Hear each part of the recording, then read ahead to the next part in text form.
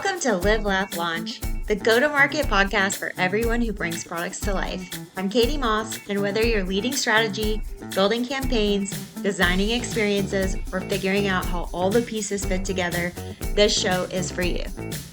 We explore every angle of go-to-market success, from the big picture thinking to the nitty-gritty execution. Each episode dives into what really works, what doesn't, and how cross-functional teams collaborate to turn ideas into market wins. If you're in marketing, building a startup, or just fascinated by how great products find their audience, you're in the right place. Let's launch into it. Hi, everyone, and welcome to this week's episode of Live, Laugh, Launch. Today, we have Ye Lin Pei. She is a product marketing coach and advisor who has helped over 300 PMMs and leaders land the right roles, onboard with confidence, and grow into influential voices at work. Previously, a 3-time product marketing leader across Silicon Valley and New York, she's recognized as a top 25 marketing voice on LinkedIn by Exit 5 and a 3-time top 100 product marketing influencer by the Product Marketing Alliance. As a career switcher and immigrant woman of color, Ye Lin is passionate about helping underrepresented professionals build confidence, clarity, and real influence in tech. She currently lives in Brooklyn with her 2 kids, and she believes great product marketing starts with understanding people. So welcome to the cast, Ye Lin. Thank you for having me. I'm really happy to be here. Awesome. You have so much knowledge to share. I'm sure lots of folks already follow you on LinkedIn, so can't wait to dive in deeper. So let's talk a little bit about go-to-market strategy and fundamentals, since this is a go-to-market podcast. You have argued that go-to-market does not equal product launch or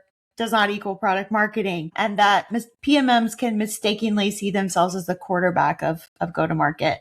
What does this misconception cost companies, and what should the PMM's role actually be in driving that strategy? Yeah, thank you for asking me that question. I will say that I don't think I know everything for sure.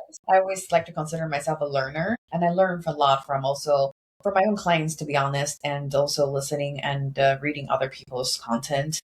So that's just something I want to mention right off the bat. And as a result of that, right, some of the things I have done in my coaching is really observing patterns across different clients I've worked with and coming up with these observations that I share as insights on LinkedIn. So this one you just mentioned about go-to-market doesn't equal to product launch or product marketing is something I just see as a common misconception among product marketers. And I see a lot of people conflating or overusing the word go-to-market. Sometimes we equate go-to-market with product launches, and we know they're not the same thing. And sometimes also people have the thought that somehow product marketing equals just go-to-market or equals to product marketing, which product launch for that matter, and they're somehow the same thing, which in my opinion is not. The reason why I said a lot of times I think it can be a challenge to think of ourselves as a quarterback is then we just think we just have to do our jobs very well, therefore the team success, right? But I don't think that's true. Just like a football game, if you only have the quarterback who's good and the rest of the team isn't on the same page, there is going to be no game, basically. Right. So, I think of our role more as somewhere we do have a role to play and an important one in the go-to-market process, but we also need to make sure the other teams are aligned and moving forward in the same direction. So who do I think then is the quarterback? I do think it's actually the CEO who should be the quarterback, because a go-to-market process without the CEO support and honestly the C-suite and owner leadership support is really not going to succeed, because ultimately the go-to-market strategy is a company-wide strategy. It's literally the backbone and operating system of how a company needs to go to market, in my view. So then the CEO is the quarterback. We're one of the players on the team. But we do have a special role potentially of helping other teams also succeed. Maybe we play a little bit of a coach role, an enabler to help other teams succeed. So, I don't really watch much football, so that is going to be an analogy I can give in terms of football. But yeah, let me know if that helps or if I can elaborate in any different way. Yeah, it definitely does. How do you typically work with CEOs when you come into an organization to make sure that role actually happens as it should? I will say, just right off the bat, it's very hard to convince a CEO that they should play such a role if they don't want to play, right? Or they are just somehow not bought into playing that role. I do think in that case, no matter what you do, it's going to be very hard to change the mind of the CEO. And then that would really question whether that would be the best company for somebody to be at, right? Like we say a lot of times in product marketing, like, or at least I do when I work with people, is when you're going to a company, really understand if they value product marketing or deeply understand what is the value of product marketing for the company and the team, right? And then spending most of your time trying to convince them I am valuable, I'm not sure that's the best use of time. But I find, right, in most cases, honestly, it's not that the CEO doesn't really want to play this role. It's more that they don't really fully understand. So it just requires education. And for me, just like how I try to influence other stakeholders, it's about, first of all, inviting that conversation and listening to the CEO's needs, try to build some sort of relationship with them, right, through one-on-ones and whatnot. And then based on the work I'm doing, delivering some sort of value over a period of time consistently, because ultimately that's kind of how you build and form trust with leadership. And then through that process where you'll have more and more conversations, start sharing your ideas and provide your input and feedback into what you think should be done and what not. And hopefully at that point, they really listen to you and help you and take up on the role, right? To say, hey, you know what, maybe I should be doing this specifically. At least in my previous companies I've worked at, that's kind of how I've been able to drive some level of influence with the C-suite. And it doesn't have to be in a formalized setting where you're just in one-on-one Zoom meetings, right? Or like strategy meetings. Sometimes it's also just being a real human and being personal and trying to form that relationship. My previous company, as an example, I used to be a director of product marketing at Teachable, which was an ed tech sort of based company in New York. Probably the best conversation I had with my CEO was when we were at a happy hour, like after a huge on-site, and we're just all like, in bars and, in a different unofficial setting, right? Where I just approach him and ask him his opinions on several different things, and where we had the most honest conversation. And then I was able to tell him more point blank, like I said, I think it would be amazing if you did X, right? And I think he took it to heart and was becoming more and more involved in that process moving forward. So this is like a long-winded way of answering your question. But I think ultimately it's about building trust, driving influence as if you're treat them as one of the other stakeholders, right? You would have to treat them as for any role you're playing. And then also recognize if you're unable to make that happen, whether it is the place for you to stay, because ultimately they are the CEO of the company. So yeah, it's important that they understand the role that they should be playing in the company. Yeah, absolutely. So let's talk about research and insights. You have suggested that product marketers should spend a fair amount of their time doing research. Maybe it's even more important than messaging and positioning. Walk us through why some PMMs get that backwards and what happens when you lead with research versus messaging. Yeah. So, if we think about the 4 fundamental pillars of product marketing, it's research and insights, which then informs positioning and messaging, which then informs the go-to-market strategy, which then informs enablement and evangelism, which is the activation, right, of all of the things I said above. So that's the right order of operations. So essentially, the research and insights is the input into the entire rest of the process for product marketing. If we don't have that, then we really can't drive strategy, right? Because there's no insight. So what do we rely on? I do think people know that, right? I don't think product marketing is going to say, I don't think research is not important. That I don't believe that's to be true at all. I think everybody understands that it's important. I just think it's not done in practice very well. And why is that? It comes down to a couple of reasons. Number one, a lot of companies don't provide enough resourcing or time for people to do the research very well, right? So if you're saying, hey, research is super important, but hey, you know what? Here's 20 projects for you, right? And here's 20 collaterators for you to create. You simply do not have the time to do research. Well, one of the alternatives is you can hire agencies to help you do research. In my previous roles, I actually really like agencies and consultants. And I always advocated for budget to hire different firms to help us do this, because then I don't, if I don't have bandwidth, I can ask people to help, right? But sometimes companies don't even give you the bandwidth, or sorry, they don't even give you the budget to do so. If you're not provided with budget nor time, then you just cannot do the research. The second thing is actually lack of richer skills, right? This is where I was also saying outsourcing something might be helpful. So we have to look at what is the background of different PMMs coming into the field. You might have product marketers who come from more consulting or research heavy backgrounds, like myself included, in which case I can probably just pick up things pretty quickly and just roll out research projects. And there are other people who come from different backgrounds. They might be from liberal arts, right? So for instance, like content marketing or journalism and stuff like that. And they are really good at certain things like writing stories, right? And, telling that strong narrative, but they might not be trained in different types of research methods. So I do think investing in certain types of coaching and mentoring for those individuals would be also helpful to really help familiarize them with what are the different ways of doing research. Just to give you an example, recently I trained a company. It's a pretty sizable fintech company with 20 plus PMMs on the team across different parts of the country, the world actually. And they're all pretty senior PMMs. When they were discussing internally around what's the biggest challenge to helping them doing better positioning and messaging, they said it's lack of research and insights. So I was like, well, all these are senior PMM. It's impossible for them not to know this is important, right? But then when we dug deeper, it's just like they don't have access to good data and things like that. So we actually spent some time discussing how can we create lightweight research methods based on the company and the product's maturity level that you can do very quickly and still get 80% of the insights. So it's not even about just teaching somebody new, absolutely new methods of doing research. It's more like, hey, let's come up with the right sized way of doing research for the stage and growth of your product at the current moment, where it's still going to give you something. So maybe you don't need to go interview 25 people, but you can maybe interview 5 people, and that will give you 80% of the insights, right? Maybe you don't have to create the most ways of doing a win-loss analysis. Let's come up with something a bit simpler, right? With very little budget. I think that's just some things to help with improving the situation.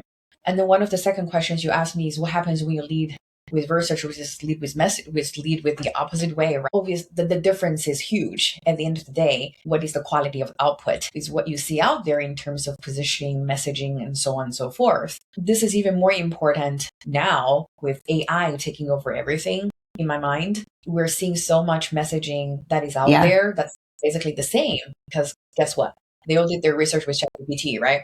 So then everything is just kind of like what we call the AI slop going on. The real research-backed messaging and positioning, people will see right away. They'll be like, wow, this is actually speaking to me. It's human and it's really resonating with me. So I think if companies really want to stand out from a sea of lookalikes at this moment, they should pay attention to human-led research. Yeah, I love that advice. And it's certainly been a challenge in every company that I have been in, whether it's on a team or as a founding PMM, getting that time, getting those resources has been a challenge. So I understand why it's not done or isn't done as often as it should be, but yeah, agree. And I think that goes into kind of my next question a little bit in talking about demonstrating value. For me, my opinion is it shouldn't be that hard for a PMM to demonstrate their value. It should be an inherent outcome of their job and the work that we're doing. So I will give that caveat. But let's talk about the difference between attribution and contribution, measuring PMM success. What is this obsession with attribution? Why is that counterproductive? And what does good contribution measurement look like? Yeah, so let me explain to you where these terms come from for people who haven't read my posts. And also, I will say, Katie, you did a really great job on research for these questions. Thank you. Wow, you're I am a PMM, so. I know, you're good at research, right?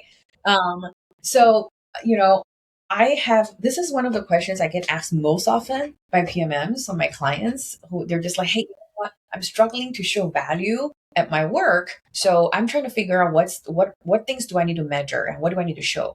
And that to me is called attribution. They're saying, hey, if I want to solve this problem, what I need to do is to show more numbers. That somehow is going to impress people. And then what is contribution? Contribution is actually demonstrating how you contributed to a project versus just showing numbers, in my view. And why is this a problem? Why are people kind of obsessed with this? Well, I'm not sure why people are obsessed, to be honest, but I think what is the challenge, right? Why were you coming to this even challenge to begin with is not really understanding what is the actual issue at hand that we're trying to solve for, right? Because ultimately the issue is product marketing is not valued, or we're struggling with being seen as valuable. That's a challenge, right? And the solution to that is, well, let's figure out why are we not being seen as valuable and come up with methodologies and ways to counter that, right? And to improve that. Most likely it's because other teams are not really understanding what you're doing. You're not providing that linkage between what you're doing to what they care about. And as a result, they don't understand what you're doing. Then you're not valued. So to what you're saying, if you are doing those things very well, you're demonstrating the impact across different stakeholder groups from upstream all the way to downstream, then it's very obvious and natural your value will be understood. So there's no point in obsessing over attribution, right? What numbers are there? Yeah, because ultimately we should be measured on the same things. We report to the same company. We care about the same goals, right? Mm-hmm. But the problem is some people, if they don't understand that is a real challenge, they say, hey, maybe the solution is just for me to show up with numbers. And if I show people numbers, somehow they're going to understand what I'm doing better, right? So I believe that's kind of where the disconnect really happens. I really think is about understanding what the different stakeholders' needs are and making sure whatever things you're doing is directly tied to their needs. So number one, do a good job that is going to be related to their needs. And then second thing is you kind of have to show them this is what you have done so they understand how that stuff you have created is truly creating impact and value for them. Because ultimately, in my view, the success of product marketing is really tied to how other teams perceive us. Yes. Because our role is so cross-functional, right? Whereas other teams, they don't have that problem. Like if it's product management, their success is clearly tied to product adoption and other metrics. If you're sales, it is to deals won, right? And number of deals you brought in, it's so easy. For us, because our role cut across so many different teams, that framework doesn't really quite work. So then it's really about, okay, well, what does sales say about product marketing contribution? For instance, if the salesperson comes to you and says, oh my God, Ye Lin or Katie, the collateral you've made for me was so helpful because I literally used it in my last 3 deals. And when I send them over, I saw the clients, super impressed, and they actually wrote something back about how helpful those things were. That is 10 times more effective than you trying to create some level of attribution for the impact or asset usage of your collaterals, right?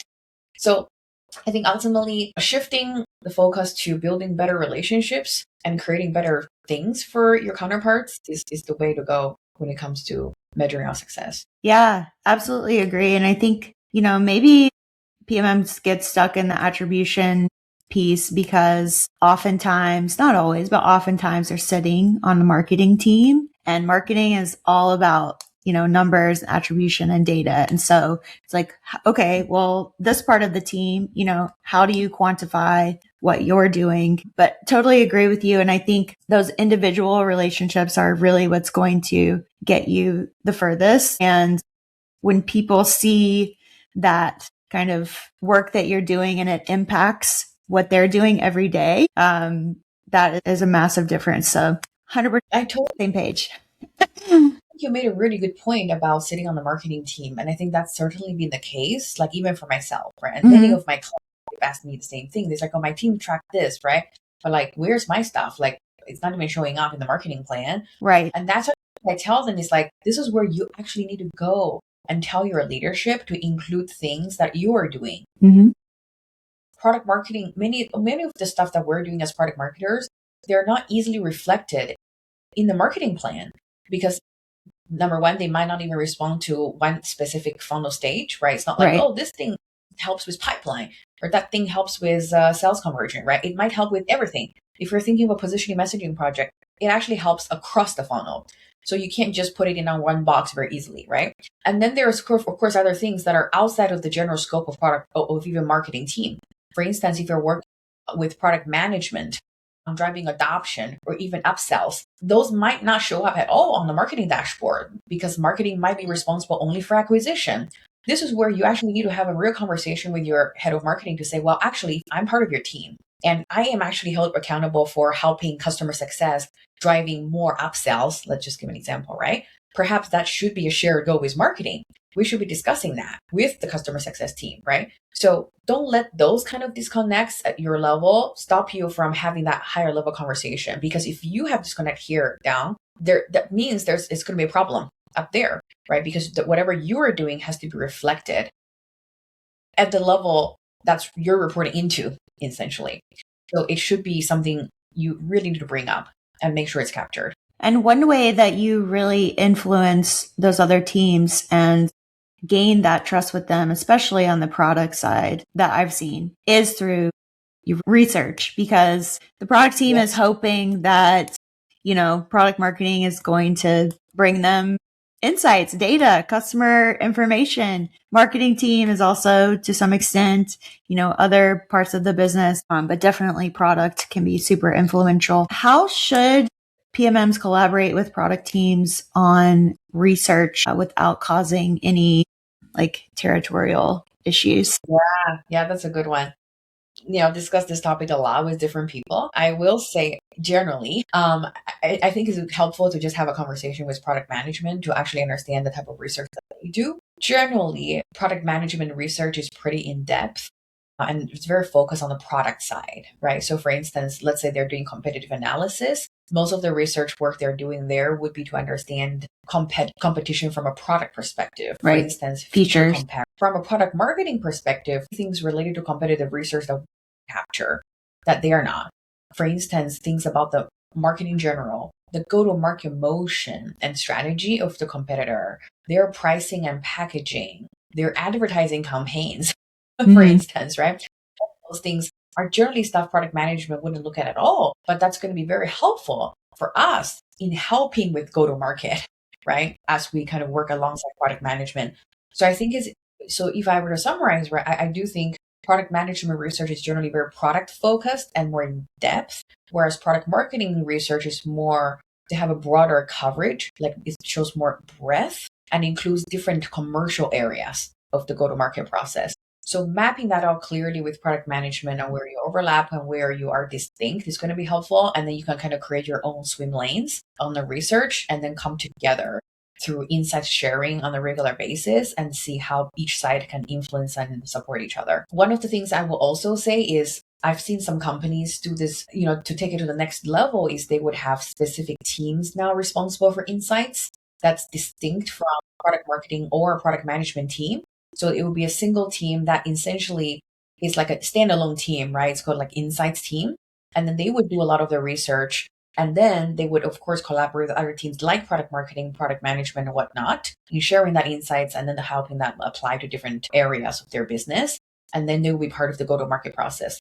Sometimes these teams report, they could be directly reporting into like the, next level, like C-suite, or they could be reporting to either team, like product marketing, product management. So I think it's a very interesting space to kind of actually see how it evolves over time. Yeah. Another team that I know, at least on my end, has asked for research and competitive intel in the past is the sales team. And the sales team, I've seen many SWOT analyses be done at sales kickoff events, and it's not especially effective. So do you have other recommendations for PMMs when they're, working with the sales team in mind when they're doing this research? That's such a great question. You probably saw my post bashing SWOT analysis.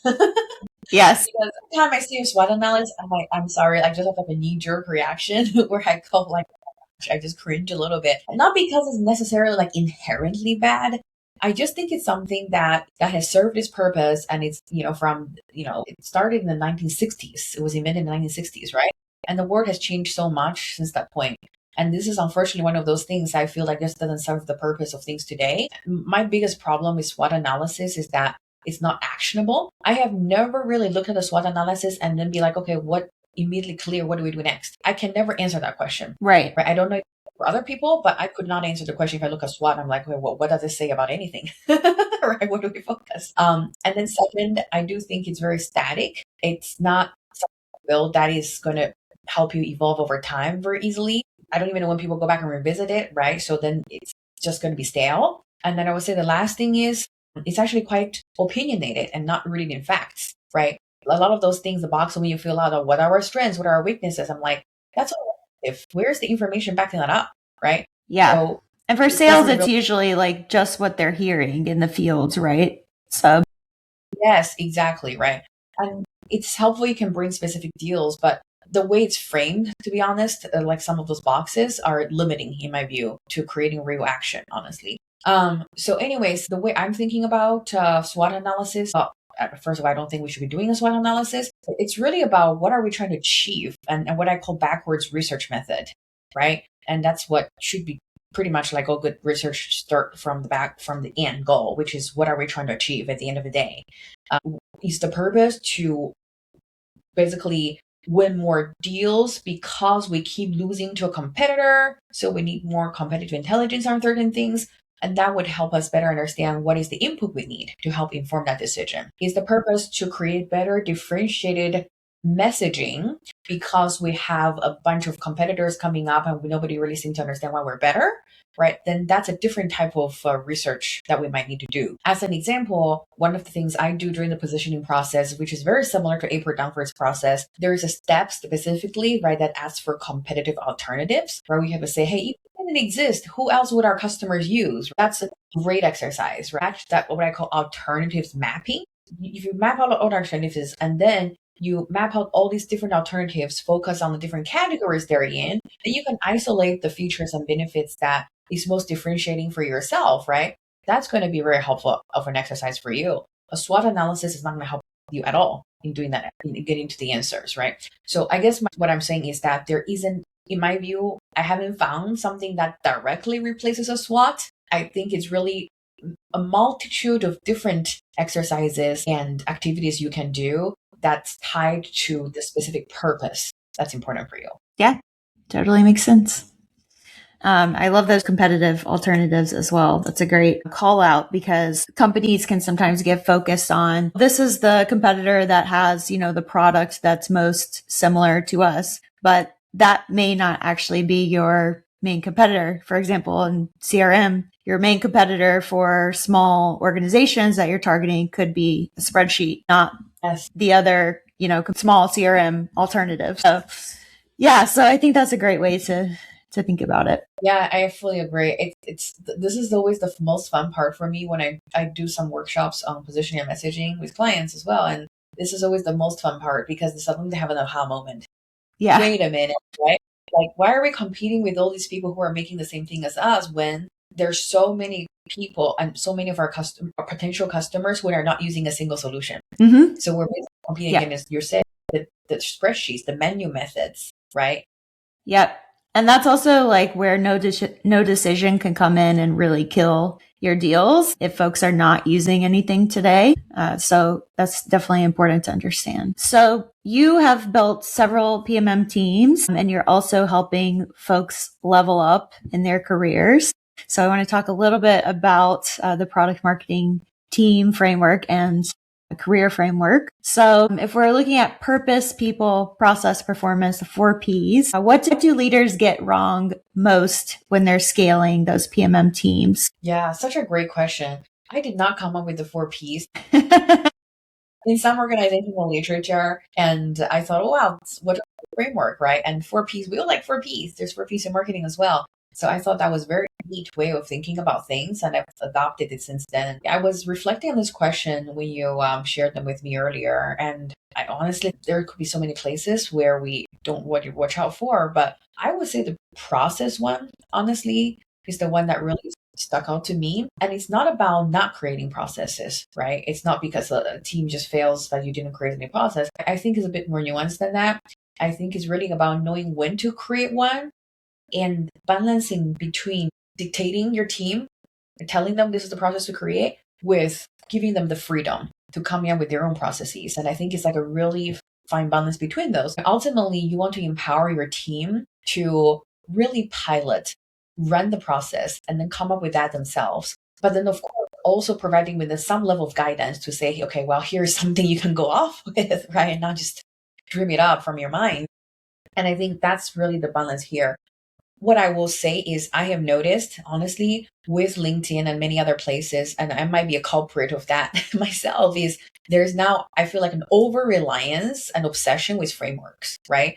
Like if you post a framework, they're the ones that usually blow up. People are, oh, wow, that's a great framework. And every time, right, people come to me, they're like, Ye Lin, do you have a framework for this? Do you have like a template for that? And I'm like, some of them, yes, I do. But I literally tell people, do not copy paste the template or the framework. Try to really think from first principles on your own, because then you can really try to think of the process that you're going to need to create for your specific situation, and then see if the framework can be adapted to suit your purpose.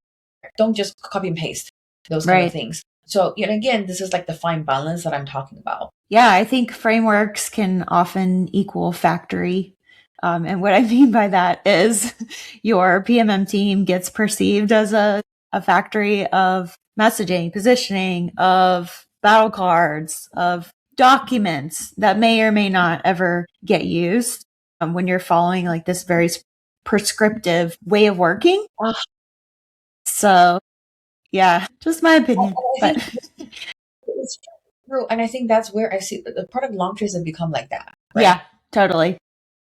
I always thought like product launches are really creative exercises because, job in marketing I was a brand manager at Nestle selling ice cream, right? Which I thought was like the most creative type of marketing you can possibly do because it's fun, it's very creative, it's very emotional driven. And we spend a ton of time coming up with like, what is the actual theme and the big idea, right, for each campaign that we're running, which is essentially like product launch processes. And we're not using checklists for stuff because these are original concepts we're trying to create. And then you come into B2B launches and everything is a checklist. It's like, oh, blog, do you want to write a blog? You want to, put on a PR piece, right? Let's write this collateral, stuff like that. And it's just not creative and doesn't really help with coming up with real strategies for addressing the problems that you're trying to address for this particular launch. So what I try to tell people is like, here are different templates you can use, but do not be reliant on it. Spend some time brainstorming. What is the actual launch strategy you're going to go to the market with for this particular launch? So that's, so I'm there with you 100%. Yeah.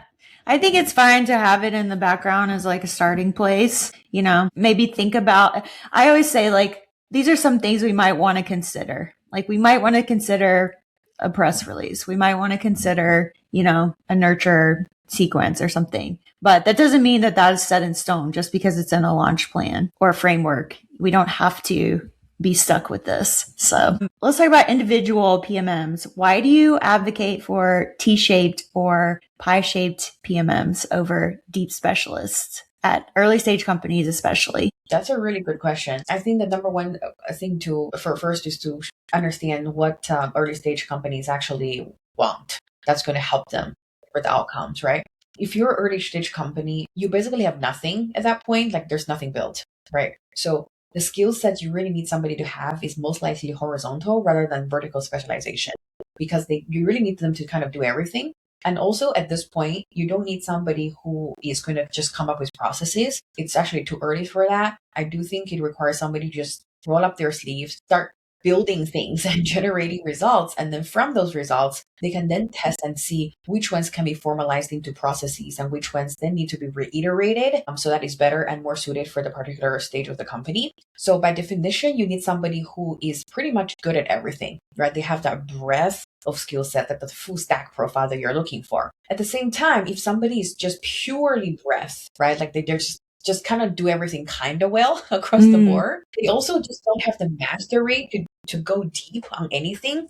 That might be problematic as well, because you still need this person to dive in and focus on a couple of things that are more related to the deepest problem the company is looking for. And I know later on we're going to talk about my recruiting agency, but this is something we actually do notice in early startup hiring as well. Usually when people come to us, they kind of say something like this, right? They're like, hey, we just got a new round of funding. Let's say they got to the Series A. We're like, we have these amazing goals that we need to hit that our VC has given us, right? We need to 2x our revenue.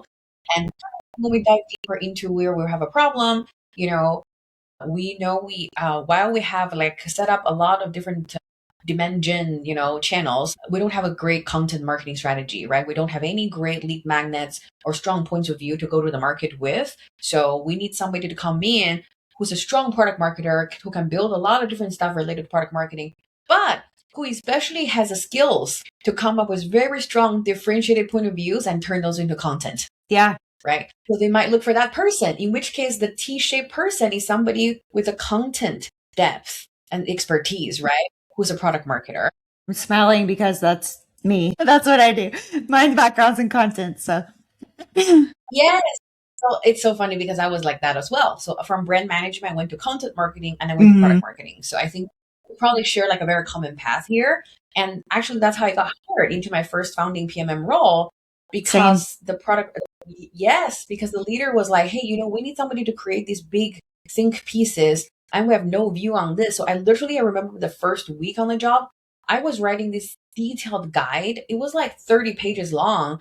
And it was a finance and accounting persona for this like legal tech software. And so I had to do a ton of research and then write this thing, right? And that's supposed to help with generating our leads, which I did a good job on, right? And from there, I started building other things for the team, like product launch process, and so forth, right?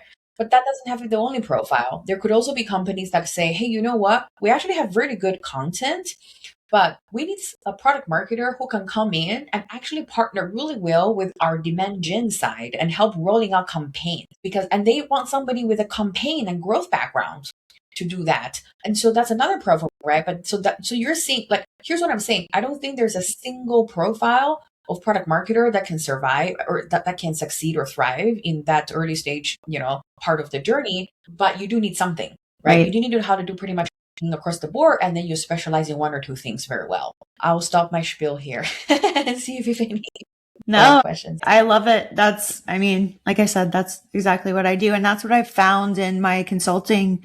I started my consultancy about 7-8 months ago now, and, took a moment to decide what I wanted to take to market. And some of it was just listening to clients, and especially I work with Series A to Series C clients, and they need someone to do the content. I can give them the launch plan.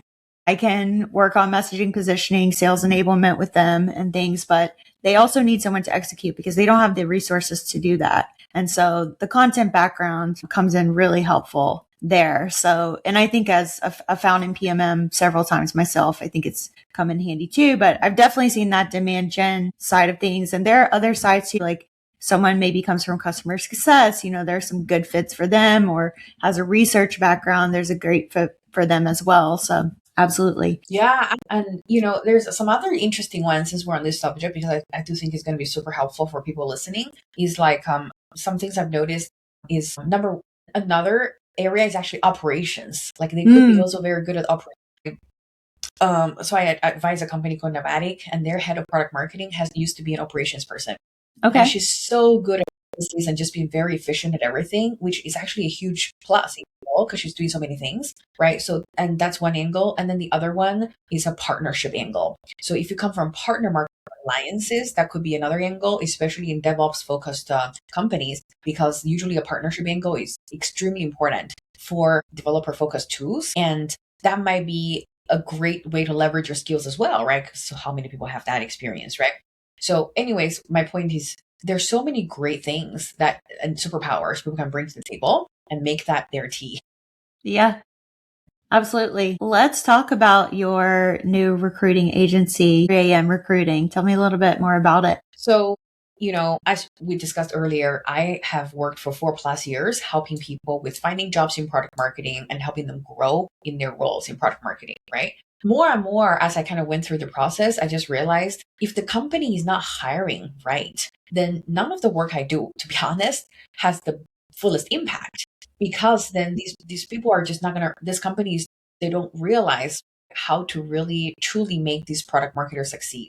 So I thought, okay, maybe the way I should be helping people is actually by solving problem at the root, which is helping them actually shape how to hire and who to hire.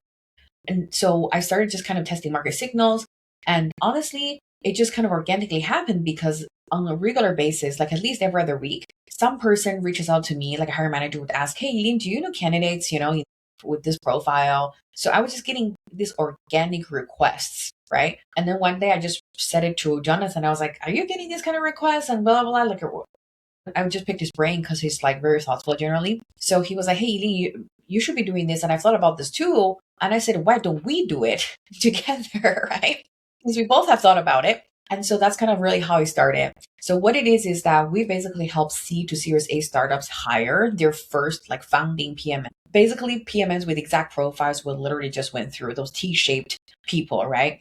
And how we help, that I think is very different from how other companies help people hire, is not only are we helping you source the right candidates, but we actually are your advisors. We advise CEOs and the VPs specifically on what kind of people they need to be that needs to be in the role, what they need to watch out for. For instance, is it over leveled, is it under leveled, with the salary range, and also helping them set the right expectations. For instance, a lot of times, I'll be honest, right? People would come to us and be like, we want a product marketer who can do every single thing in product marketing and somehow also run campaigns, somehow also create a ton of content, and then somehow think about building the customer marketing function because we also need to solve retention. So My we're like, gosh. okay, well, who are we? What do we actually value in this person? How do you prioritize the different skill sets? And do you think they're going to have bandwidth to do all of this stuff? And then we kind of basically right size we adjust their expectations on who is the right person to hire. And then we go outside, help them source. And we actually build the entire interview process for them and, do the round of screenings and then take them through every process, help them negotiate, so on and so forth, right? So you can think of us as traditional recruiting plus strategic advising on top specifically. No, I love that. I've even in my few months consulting received the same kinds of messages. Yeah, and I think this is one of the biggest reasons I want to do this. Even if, like, to be honest, even if companies don't engage with us, is we want them to understand what it takes to hire a great product marketer and give them that advice on who to hire. The reason is because even if they manage to do it on their own, I have noticed the turnover has been super high in the last year.